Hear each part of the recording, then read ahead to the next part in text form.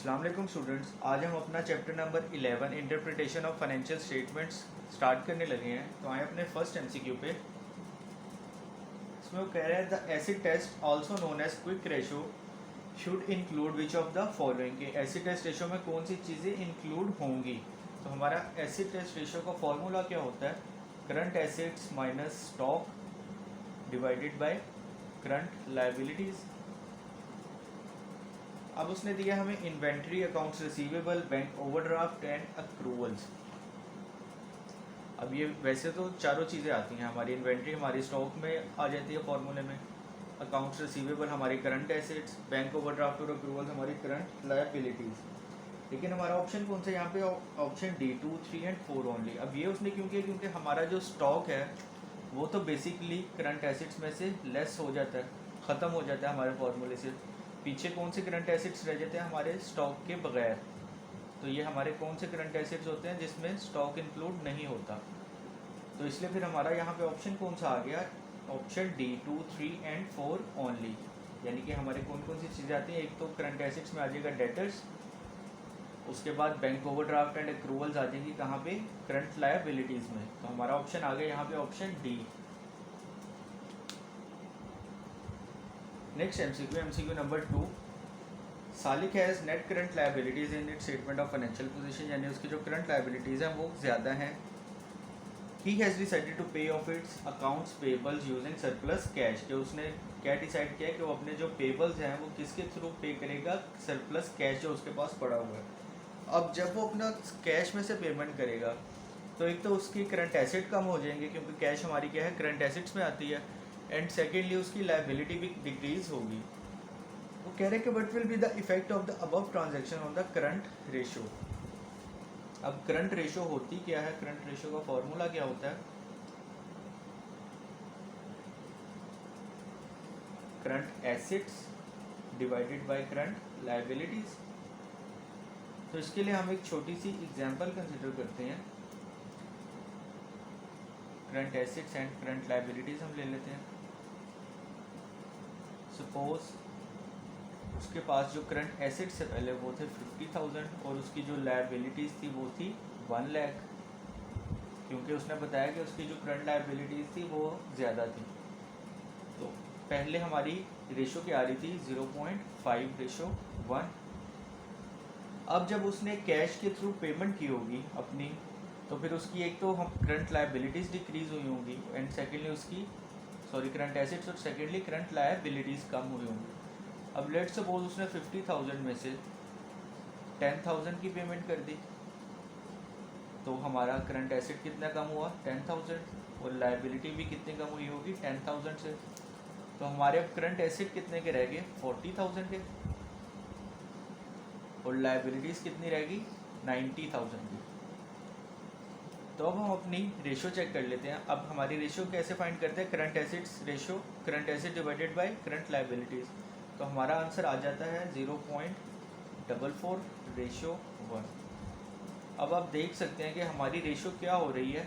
Decrease हो रही है। पहले कितनी थी? 0.5 और अब डिक्रीज़ होगी, कितनी हो गई है? 0.44। तो इसलिए फिर हमारा यहाँ पे आंसर क्या आ जाएगा? रेशो जो है वो डिक्रीज़ होगी, तो option A decrease.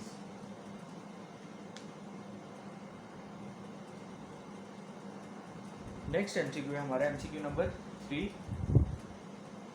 Extract from the statement of comprehensive income and statement of financial position of the Huda limited are shown below. हमारे पास इनकम स्टेटमेंट और बैलेंस शीट के कुछ एक्सट्रैक्ट्स गिवन है। Revenue from sales all on credit, यानी कि सारी sales क्या है? क्रेडिट पे है। Cost of goods sold, purchases all on credit, ये भी सारी क्रेडिट परचेजेस हैं।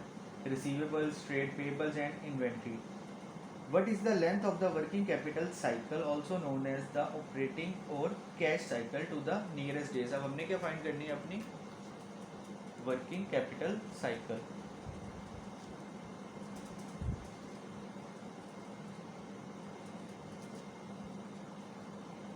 अब इसका हमारा फॉर्मूला क्या होता है? Inventory days plus debtor days and minus creditor days। तो हमें यहाँ पे क्या चीज़ें चाहिए होंगी अब, एक तो inventory days, secondly debtor days and third creditor days.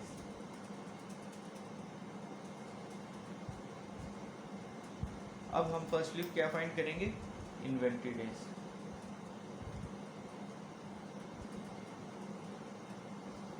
Inventory days का हमारा फॉर्मूला क्या होता है, stock divided by cost of sales. तो हमारे यहाँ पे इन्वेंट्री कितनी है, 333 333 divided by cost of goods sold, वो कितनी है 756,000। और हमें डेज में चाहिए तो मल्टीप्लाई बाय 365, तो हमारा आंसर आ जाता है 160.8। अब सेकेंडली हमें क्या चाहिए, डेटर डेज। डेटर डेज, इसका हमारा फॉर्मूला क्या होता है, average debtors divided by net credit sales and multiply by 365। तो हमारी यहाँ पे एवरेज डेटर्स कितने हैं, 112500 डिवाइडेड बाय नेट सेल्स कितनी है, क्योंकि सारी सेल्स क्रेडिट पे है तो फिर हमारी सारी सेल्स आ जाएगी 9 लाख मल्टीप्लाई बाय 365। तो हमारा आंसर आ गया 45.6 डेज। थर्ड हमें क्या चाहिए, inventory days, sorry creditor days.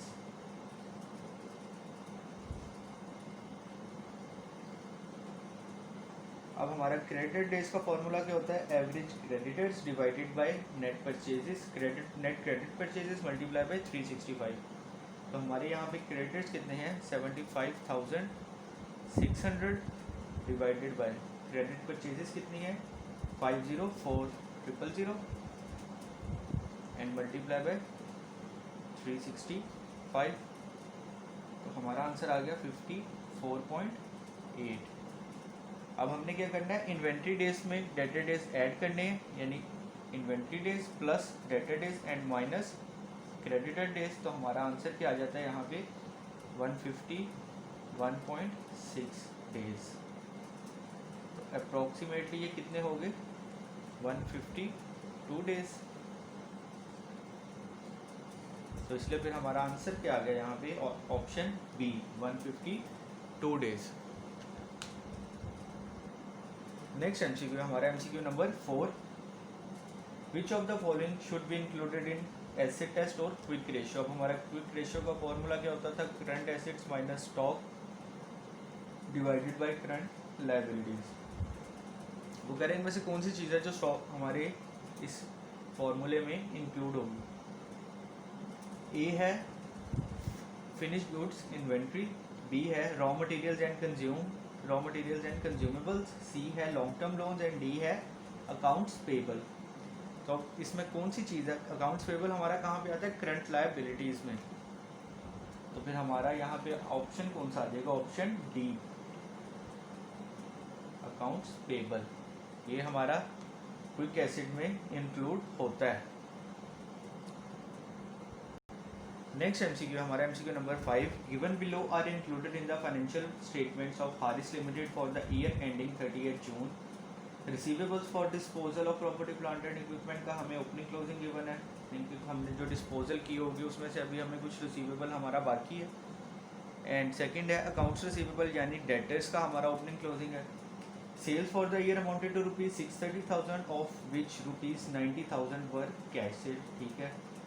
The average receivables turnover in times during the year 30 June 2016 was, हमने क्या उसे बताना है, debtor turnover.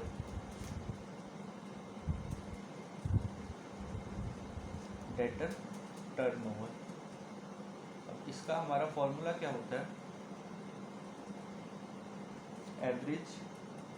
Net sales, net credit sales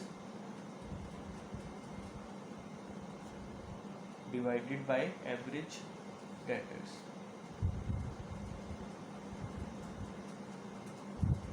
तब हमारे पास सेल्स कितनी है, वो कह रहा है 630 सेल्स है, लेकिन उसमें से 90,000 जो है वो कैश में, हमें क्या चाहिए, क्रेडिट सेल्स चाहिए। तो हम सिंपली क्या कर लेंगे, टोटल सेल्स कितनी है 630,000 माइनस कैश सेल उसमें कितनी है 90, तो हमारा आंसर आ जाता है कितना 540 ये हमारी आ गई क्रेडिट सेल्स डिवाइड हमने इसको किससे करना है, एवरेज डेटर से। अब हमारे पास डेटर्स का ओपनिंग एंड क्लोजिंग है, तो हम इसका एवरेज कैसे लेंगे, opening plus closing divided by 2। ये हमारा क्या आ गया, एवरेज डेटर्स। अब इसकी हम रेशो ले लेते हैं तो वो आता है 6 times.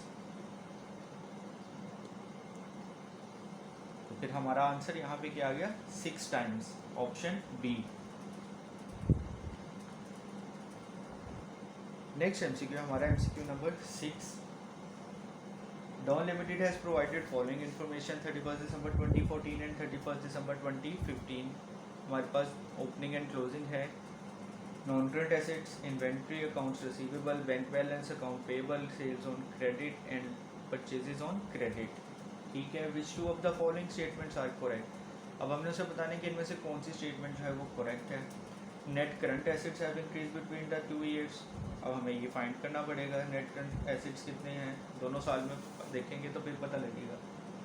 The quick ratio has improve between the 2 years, ये भी हमें फाइंड करनी पड़ेगी। Customers are paying more quickly in 2015 then in 2014, ये भी हमें देखना पड़ेगा कि हमारे जो डेज हैं वो कम हुए हैं या नहीं। एंड लास्ट में वो क्या कह रहा है, Dawn Limited is paying its supplier more quickly in 2015 than in 2014, यानी कि हमारे यहाँ पे क्या आ जाएंगे, creditor days.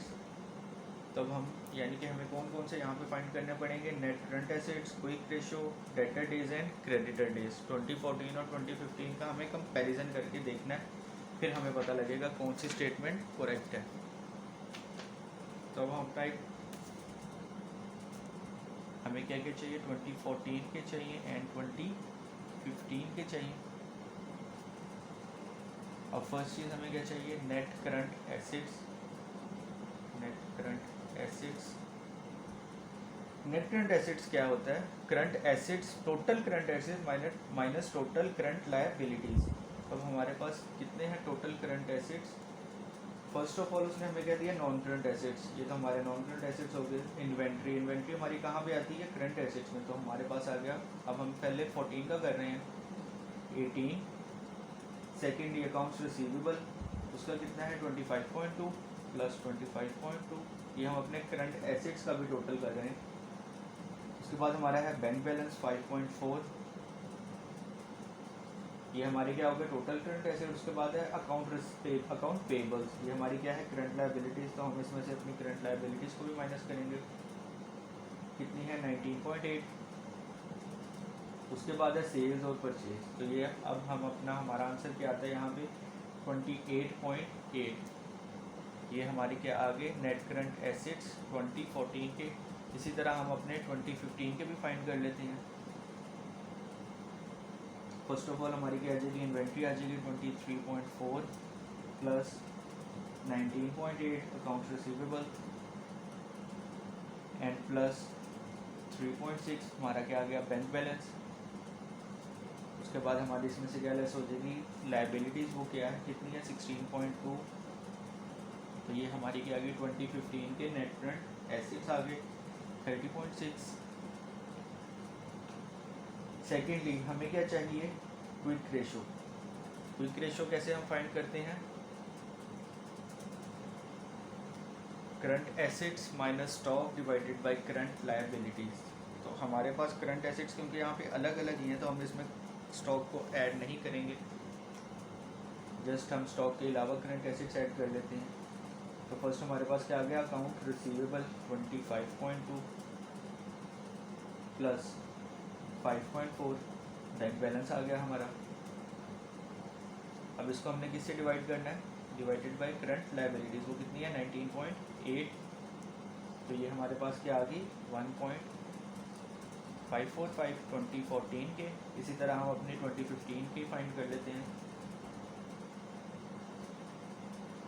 Current assets divided by current liabilities हम कर लेते हैं, स्टॉक इंक्लूड नहीं करेंगे हम, तो हमारी आ गई 19.8 आ गया हमारा रिसीवेबल्स एंड सेकेंडली क्या आ गया बैंक बैलेंस आ गया, कितना है 3.6 डिवाइडेड बाय हम इसको कर देते हैं हमारी लायबिलिटी से, वो कितनी है 16.2, तो हमारे पास क्विक रेशो आ गई 2015 की 1.44।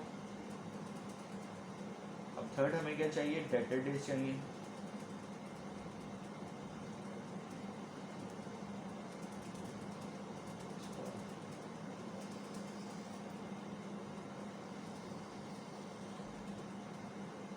अब डेटर डेज हम कैसे फाइंड करेंगे, फर्स्ट ऑफ ऑल क्या आ जाएगा हमारे फॉर्मूले में 25.2 डिवाइडेड बाय, हम इसे किससे करेंगे, सेल से, क्रेडिट सेल से 252। ये हमारा क्या आ गया डेटर डेज का फॉर्मूला 3 into 365, तो ये क्या आ गई 36.5। इसी तरह हम अपने 2015 की वर्किंग कर लेते हैं। एवरेज डेटर्स कितने हैं 19.8 डिवाइडेड बाय नेट सेल कितनी है 216 एंड मल्टीप्लाई बाय 365 कर देंगे, तो हमारे पास क्या आ गया 2015 के डेटर डेज आ गए 33.46। अब हम लास्ट चीज़ क्या करते हैं, अपने क्रेडिटर डेज भी फाइंड कर लेते हैं। Net creditors over purchases multiply by 365, ये आगे हमारी 19.8 डिवाइडेड बाय परचेजेस हैं हमारी 144 मल्टीप्लाई बाय 365, तो ये आगे 50.19। इसी तरह हम अपने 15 का भी फाइंड कर लेते हैं 16.2 divided by 108 and multiply by 365, हमारा आंसर आ गया 54.75। अब हम अपनी कंपैरिजन कर सकते हैं 2014 में और 2015 में। अब फर्स्ट में वो कह रहा है net current assets have increase between the 2 years. अब हम देख लेते हैं हमारे नेट करंट एसेट्स 14 में कितने थे 28.8 एंड 15 में कितने हो गए 30.6, तो ये क्या हुआ है इंक्रीज हुआ है, तो इसलिए फिर हमारी ये ऑप्शन ठीक हो गई, ऑप्शन ए जो है वो करेक्ट है। बी में वो कह रहा है the quick ratio has improve between the 2 years. अब हमारी 14 में कितनी थी क्विक रेशो 1.545 और 15 में कितनी होगी 1.44, तो ये इम्प्रूव तो नहीं हो रही, ये तो कम हो रही है, तो फिर ये ऑप्शन यानी गलत है। सी है current customers are paying more quickly in 2015 then in 2014। Debtor days हम देख लेते हैं, पहले हम कितने दिनों बाद पैसे ले रहे थे 36.5, अब हम कितने दिनों बाद ले रहे हैं 33.46, तो ये तो इम्प्रूव हुआ है यानी, तो ये भी ऑप्शन यानी ठीक है कि 2015 में वो ज़्यादा जल्दी पैसे दे रहे हैं 2014 से, तो ये ऑप्शन भी ठीक है, ए ठीक है और सी ठीक है।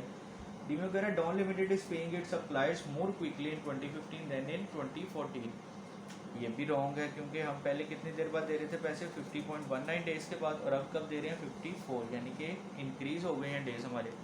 तो फिर इस केस में हमारी ऑप्शन कौन सी आ गई यहाँ पे, option A and option C, A and C. Next MCQ है MCQ number 7। Amir sells fish and Abid sells books. Both operates on a 50% markup on cost.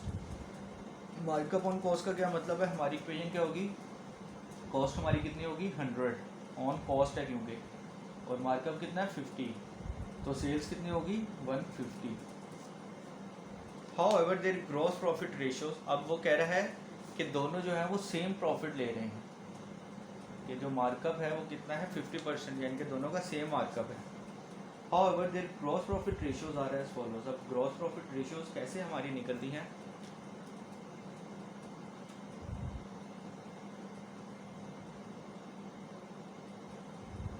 gross profit ratio, gross profit divided by sales into 100। अब वो क्या है, उसने हमें gross profit ratio दे दी है, आमिर की 25% और आबिद की 33%। आगे वो कह रहे थे highest gross profit ratio of the book seller may be because कि आबिद की जो है वो 33% इस वजह से है क्योंकि, अब इस क्योंकि में वो आगे क्या ऑप्शन दे रहा है, there is more wastage with fish stocks than with book stocks. अब हमारा ग्रॉस प्रॉफिट बेसिकली निकलता कैसे है,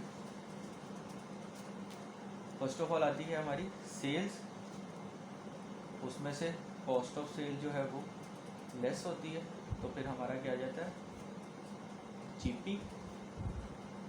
और इस कॉस्ट ऑफ सेल में फर्दर क्या आता है opening stock plus purchases minus closing stock.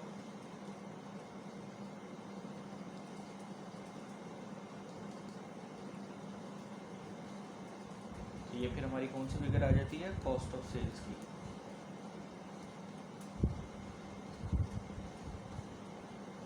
अब फर्स्ट में वो कह रहा है there is more wastage with the fish books than with the book stocks, कि जो फिश बेचता है उसकी वेस्टेज जो है वो ज़्यादा होती है स्टॉक की, जबकि जो बुक्स बेचता है उसकी वेस्टेज जो है वो कम होती है। अब अगर हमारी वेस्टेज ज़्यादा हो रही होगी तो यानी हमारा फिर जो क्लोजिंग स्टॉक है वो कम आ रहा होगा। हमारा क्लोजिंग स्टॉक कम आएगा तो हमारी कॉस्ट ऑफ सेल जो है वो क्या होगी इंक्रीज हो जाएगी। क्लोजिंग स्टॉक के कम आने से क्या होता है कॉस्ट ऑफ सेल जो है वो इंक्रीज होती है, और कॉस्ट ऑफ सेल इंक्रीज होगी तो हमारा जीपी जो है वो फिर क्या होगा कम आएगा, जबकि जो बुक्स बेच रहा होगा उसका लॉस जो है वो कम हो रहा होगा, इस वजह से उसकी कॉस्ट ऑफ सेल कम आ रही होगी और फिर उसका जीपी जो है वो ज़्यादा आ रहा होगा। ये ऑप्शन ठीक है। यानी नेक्स्ट में वो कह रहा है Amir has a substantial bank loan whereas the Abid's business is entirely financed by his family.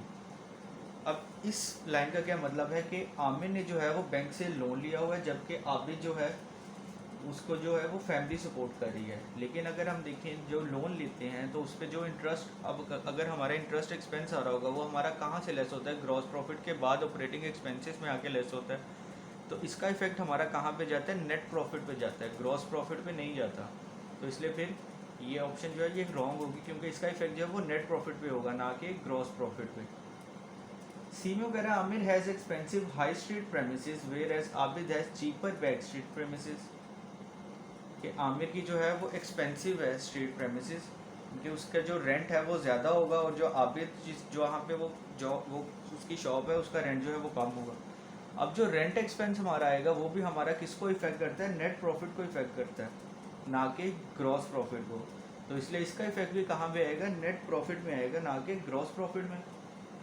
D में वो कह रहा है Amir's turnover is declining whereas that of the Abid is increasing, यानी कि आमिर का जो टर्नओवर है वो क्या कर रहा है कम हो रहा है, लेकिन आबिद का क्या है वो इंक्रीज हो रहा है। लेकिन अगर हम देखें उसने ऊपर बताया both of rates on 50% markup on cost, तो इससे ग्रॉस प्रॉफिट पे इफेक्ट नहीं पड़ेगा क्योंकि उनका जो मार्कअप है वो दोनों का सेम ही है।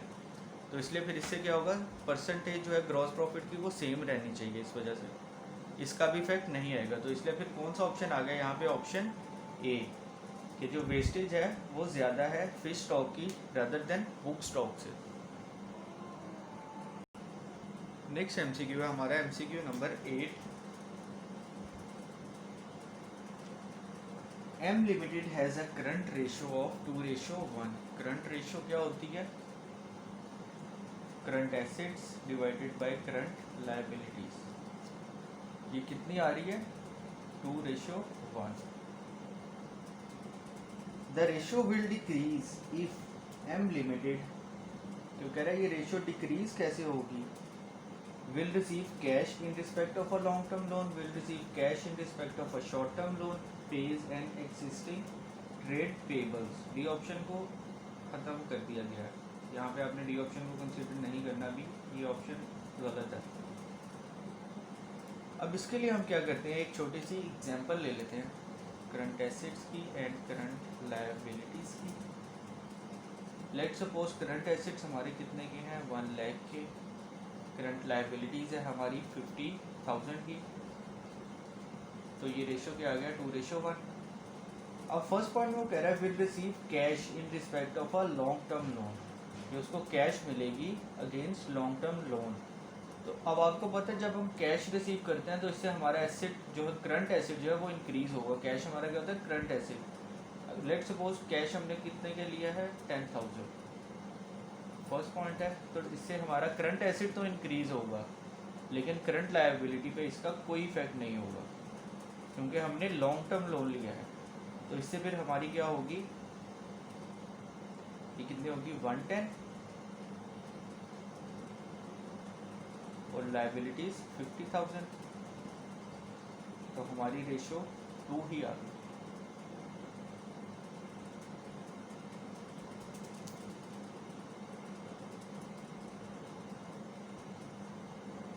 सॉरी 2 नहीं आती यहाँ पे, ये हो जाती है 110 रेशो 50,000, तो ये हमारी हो जाती है 2.2।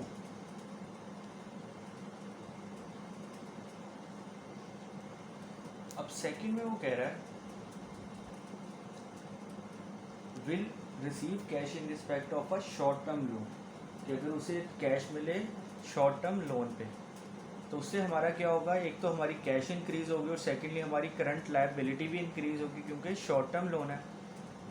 तो फिर हमारा देख लेते हैं, कैश इंक्रीज होगी तो हमारा करंट एसेट इंक्रीज होगा बाय 10,000, ये हो जाएगा, ये हम 1 लाख में ही कर रहे हैं सब, तो ये हो गया 110 और हमारी करंट लायबिलिटी भी इंक्रीज हो जाएगी बाय 10,000, तो ये फिर हमारा कितना हो जाएगा, 50,000 था, अब कितना हो गया 60,000। तो यहाँ पे हमारी फिर रेशो क्या आती है 1.833। अब थर्ड में वो कह रहा है page an existing trade payable, यानी कि उसने कोई लायबिलिटी अपनी सेटल कर दी है, कैश दे दिया होगा या बैंक के थ्रू भी अगर की है तो उसने, तो इससे अब हमारा क्या होगा, एक तो वो पैसे देगा, बैंक से दे या कैश से दे, उससे हमारी क्या होगी, करंट एसेट जो है वो कम हो जाएगा। तो ये कितना हो गया, 10,000 से कम होकर ये हो जाएगा 90,000। एंड जब वो अपनी लायबिलिटी पे कर देगा तो फिर उससे क्या होगी, हमारी करंट लायबिलिटीज़ में भी कमी आ जाएगी। ये कितनी आएगी, बाय ₹10,000, तो ये 50,000 से कम हो गया, कितनी हो गई 40,000। और यहाँ पे हम अपनी रेशो कैलकुलेट करते हैं तो वो आती है 2.25। तो अब उसने हमसे पूछा था कि the ratio will decrease if, कि रेशो कब कम होगी। तो अब आप देख सकते हैं यहाँ पे किस तरह कम हो रही है। पॉइंट नंबर 2 में रेशो हमारी डिक्रीज हो रही है। कैसे हो रही है, will receive cash in respect of a short term loan, कि अगर वो शॉर्ट टर्म लोन के थ्रू कैश लेगा तो उससे फिर हमारी क्या होगी, करंट रेशो जो है वो डिक्रीज करेगी, करंट रेशो कम हो जाएगी। तो इसलिए फिर हमारा ऑप्शन कौन सा आ गया यहाँ पे, ऑप्शन बी।